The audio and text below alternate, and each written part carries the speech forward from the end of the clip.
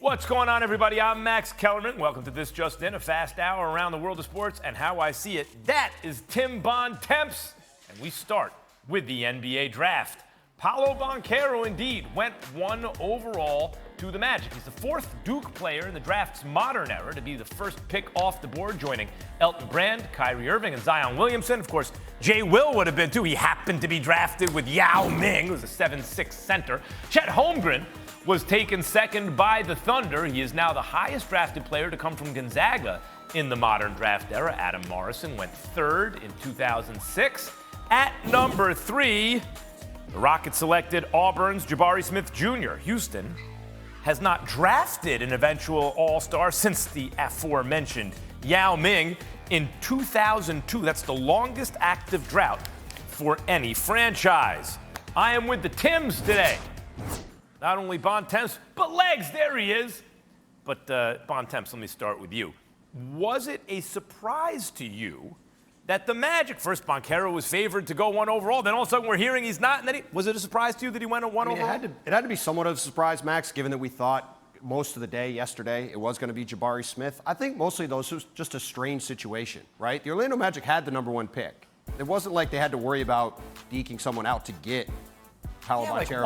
Why the mystery? That's what I mean. That's the thing that's strange about it. It's like they kind of went through this whole charade and then drafted him at the end.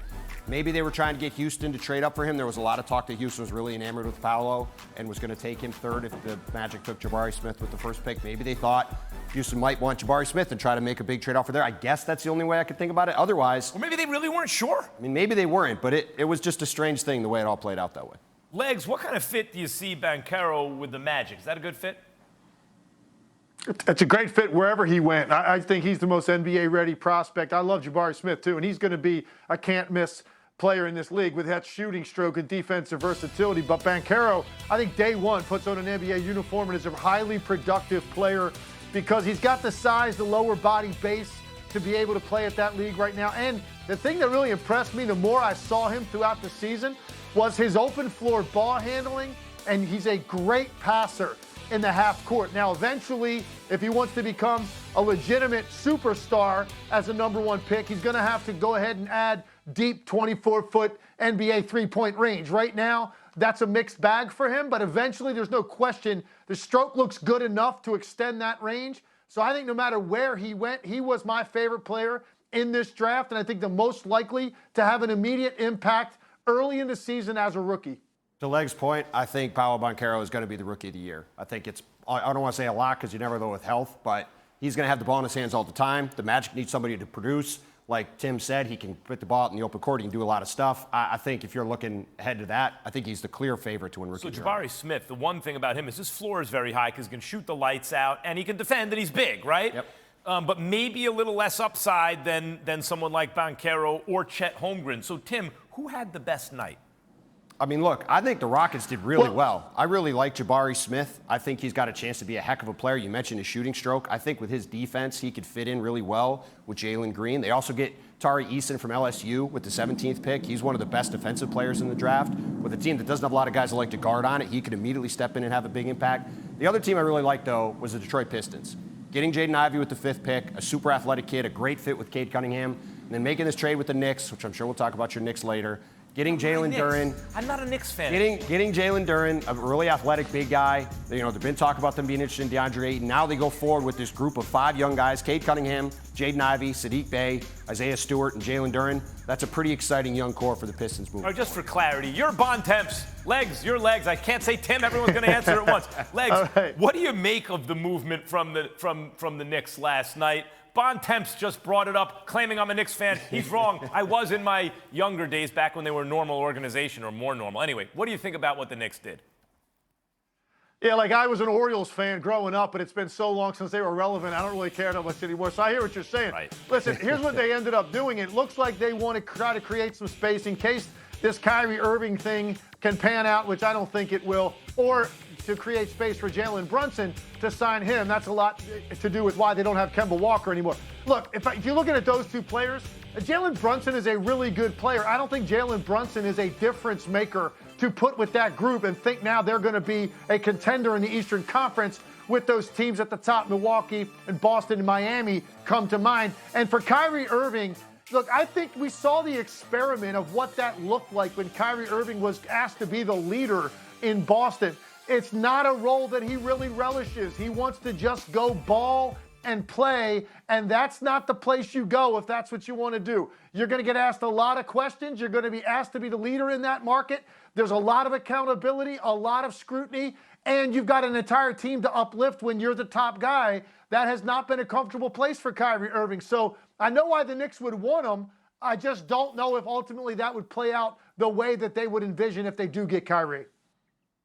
So, Bontemps, what does this mean for the Knicks going forward now?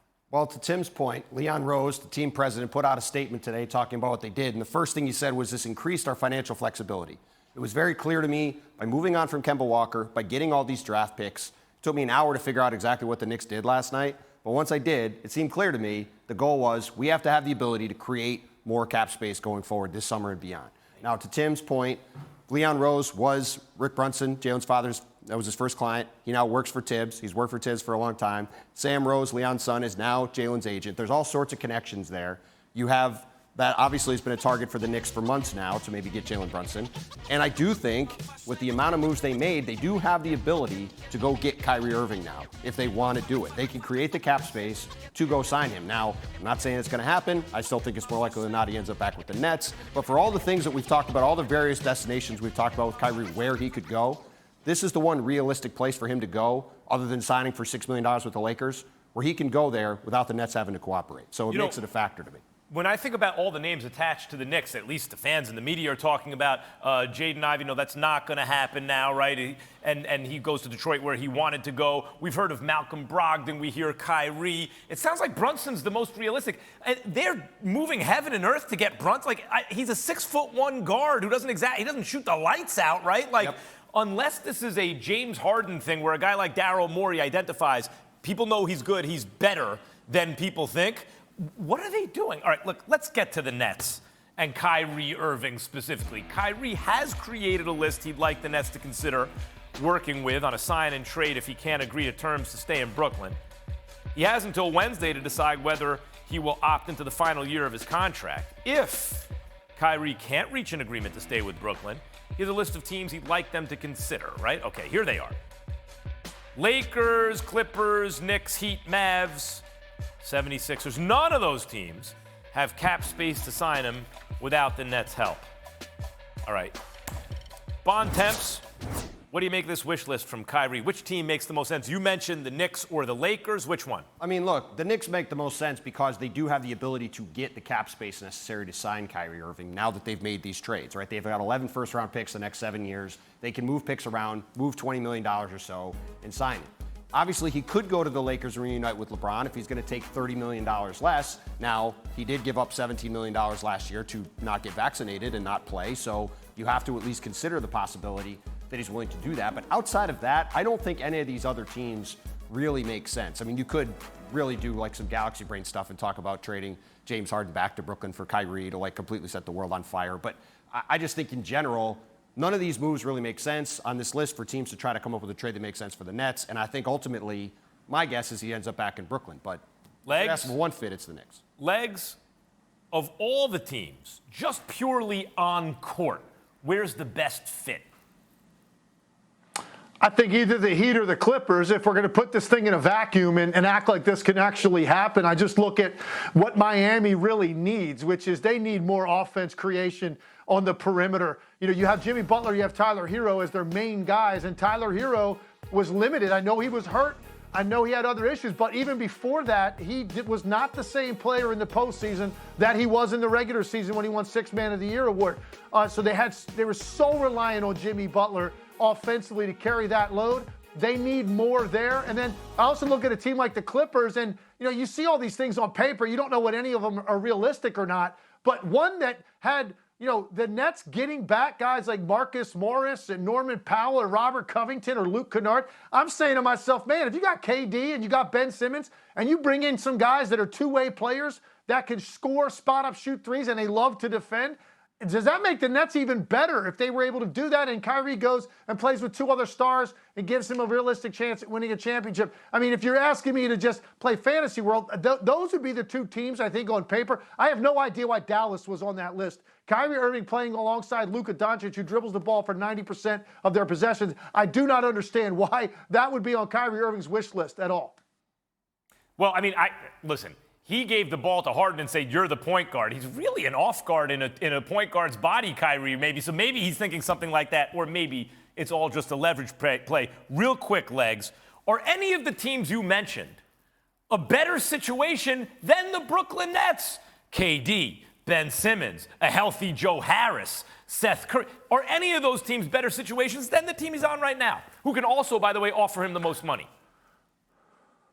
Yeah, no, I don't think any of those situations are better also because there's also something in place that he doesn't necessarily have anywhere else. He already has this bond in this relationship with Kevin Durant. You know, by all accounts, these guys are really tight. And I think collectively they can view this as, hey, we haven't come close to delivering on what was expected of us when we put this thing together. James Harden's already gone, but now, and we both went through injuries, if we come back and we're healthy and you're adding Ben Simmons to the mix in the different ways that he can help you, and he's got some offensive limitations, and we all need to see where he's at in terms of, mentally, is he in a good place now to go out and ready to play and compete? But assuming he is, that is the best situation for him. And also, I think the situation that can be the most redeeming if he is actually able to win with Kevin Durant. For both of those guys, they've got a lot of motivation to make that happen in Brooklyn. To your point, Legs, obviously there's a lot of stuff that has to be sorted through here, but just from a basketball fit standpoint and from an overall roster standpoint, I'm with you. The Nets situation is the best situation for him. But obviously, there is a ton of baggage there now for everything that's happened over the past 3 years, and we'll see over the next week here if the two sides can figure out a way